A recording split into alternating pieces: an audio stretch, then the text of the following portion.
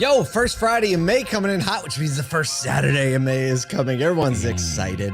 Today we're talking about Rivian getting normal, indie service creeping on franchise service, and food junk fees. Hey. Not junk food fees. No, Food junk fees. Junk fees. We know what those are. They're coming after everybody, Paul.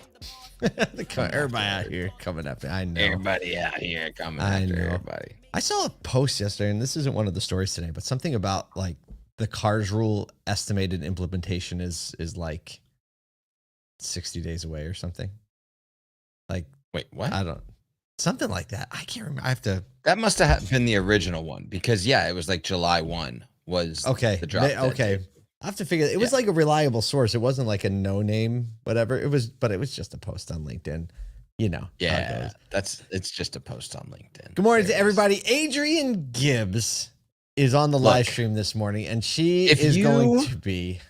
If you don't follow Adrian Gibbs on LinkedIn, you are doing yourself a disservice. Oh, you're missing out. Her meme game is on fire. It is the chef's kiss. It is sublime. And she is going to be at ASOTU CON this year. We are so excited to be with her at ASOTU CON, and so many of you, hundreds of you, actually. Yes.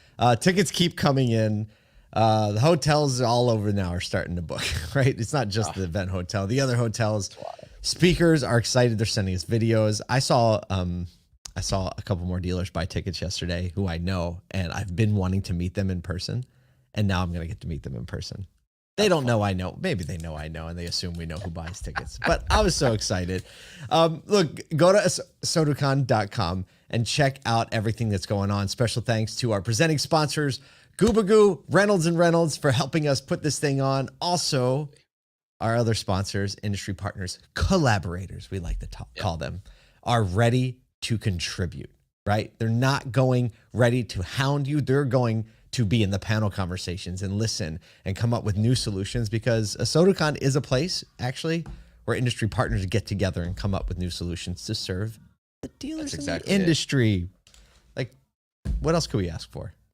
I don't know. A pool? Really a swimming pool. Did you know? There's no swimming pool there. That on the Effectv podcast stage this year, that's right in the middle of the conversation hall. Good. Yeah. Did you know that there's over 30 conversations that are going to be happening? Wow, we only had like 18 last year. No. 27 or something like that. 28. It's going to be that's a whole other stage this year. It's wild. That's a whole other stage. Like last year, it was more of like it wasn't secluded, but it just wasn't set up to be a stage. And we got it. It's going to be a stage this year. So, and those are some of my, both of ours, we've said, some of our favorite conversations. It's like one of the few podcasts that I actually listened to during a year. No, absolutely. I go back, and for the next like 30 days after ASOTU CON, I'm at least listening to one of those a day, because we have a bunch of different hosts. The conversation is like a little more free form. It's great. All right. Let's get into it, Paul. I know we got to talk, because we're going over to all things used cars, Clubhouse Room, as soon as we're done here in more than 12 and a half minutes. So as Tesla is cutting jobs, EV startup competitor Rivian is set to expand its Normal, Illinois plant, adding 500 jobs to produce the new R2 crossover. It's like the small SUV, leveraging a significant $827 million incentive package they just got from the state of Illinois. It's not a cash infusion, but it does include $75 million from a deal closing fund and $634 million in tax incentives over 30 years, with a commitment to maintain, Rivian's commitment to maintain at least 6,000 jobs there. It diverts from their initial plan to actually build in Georgia. Instead, they're putting more into consolidating their plant in Illinois. And, the company adds they've invested $2 billion in Normal, Illinois, which has generated $3.9 billion of value add for the local economy. CEO RJ Scaringe said Governor Pritzker has always been a strong advocate for providing economic opportunities for Illinois residents and business owners alike. There's three things that really surprised me about this story. One, the fact that this story got you to say normal more than 3 times I've never within said like it a so many 2-minute times. period. I know. That Where do you was live? fun. Normal. I live in normal. Normal, just No one normal. says nobody ever. The second one is I just remember back to all the conversation that we were having about, Georgia and whether or not Georgia was going to kind of let Rivian in. And if I'm Georgia right now, I'm looking at this and expanded interest and continue to press into the local economy of Illinois and going totally missed out. The other piece of this, and this is kind of the rub right at the beginning of the story that I think is important to note, is that Rivian is expanding. They're adding jobs. They've kind of been honestly in the news radar over the last, we'll call it year, except for the release of the R2 crossover, kind of the little, sleeping giant, just consistently growing, maintaining enough ground stock to where people can get them quickly. And you just like, I know a few people with Rivians in the Nashville area. They absolutely love them. They are obsessed with the quality, obsessed with the drive style, all of that stuff. So like that one's going to be, I have a feeling about Rivian. They're not. They still have to figure out. No They have to figure out how to be profitable. They've put a lot of their eggs in the R2, and the other one was the R1. No, the R3. The other one, the small one that they surprised everybody when the they R3 revealed. Yeah. However, they're doing a great job with the brand overall. They have now really established a loyal customer base who understands what it is to drive a Rivian. It's about adventure. It's kind of like if Tesla was a Jeep. You know what I mean? And they've kind of like positioned Rivian that way. Seem like they're doing okay with quality. Can they be profitable enough? Because they're still burning a ton of cash, right? Yeah. So they have the same question that Carvana had like 5 months ago. Oh my gosh, we almost talked about that. Carvana's Ernie Garcia and Dad, like up their wealth by 11 billion yesterday because of the stock jump. I know, but yeah, I would definitely not count them out. I'm just like, I would never look at a Rivian. But like now it's like looking at the truck, be like, oh, it seems like a nice vehicle. It seemed like the one with the weird headlights, but now it's like actually maybe. And I saw a post yesterday. It was like Tesla's social media or Tesla in the news, and then it was meanwhile Rivian, and Rivian had like posted a picture of the R1 pickup, and it was like the frunk was like loaded with puppies. I was like, I saw that. Oh, yeah. I saw that picture. Oh, it was genius. Absolutely genius. Their brand team is on point. And yes, I don't think Tesla has a brand team anymore. They've just, they've fired all of them. Elon Supercharger team, brand team, the whole 9 yards. Speaking of brand teams, segue. Let's talk about franchise service and independence. JD Power's recent 2024 study highlights aftermarket service stations gaining on franchise dealership service departments in customer satisfaction. In the area of customer satisfaction, being driven by easier access and quicker service. Here's a quote from Leonard Martin from JD Power. He says, "This is a key opportunity for aftermarket providers not only to compete with franchise dealers on price, but also to add customer value with quicker and easier service experience." So it's heating up. Younger customers, particularly Gen Z, report lower satisfaction levels with aftermarket services, though. JD Power suggests enhancing service advisor interaction. So basically saying that, hey, the better service advisor interaction you have, the higher service score is going to go, especially with Gen Z. They also went on to say, and this is, I think, a real important point, providing photo or video documentation of recommended repairs significantly increases customer approval of the work. Get this, 51% of customers who receive such documentation go on and proceed with suggested repairs, while only 24% who do not. That is more than a 100% increase if you're trying to pay attention. I can vouch for this like real time impact. It is without a doubt the highest value impact to everything when it comes to customer service, when it comes to dollars per RO, when it comes to approved lines per recommended lines.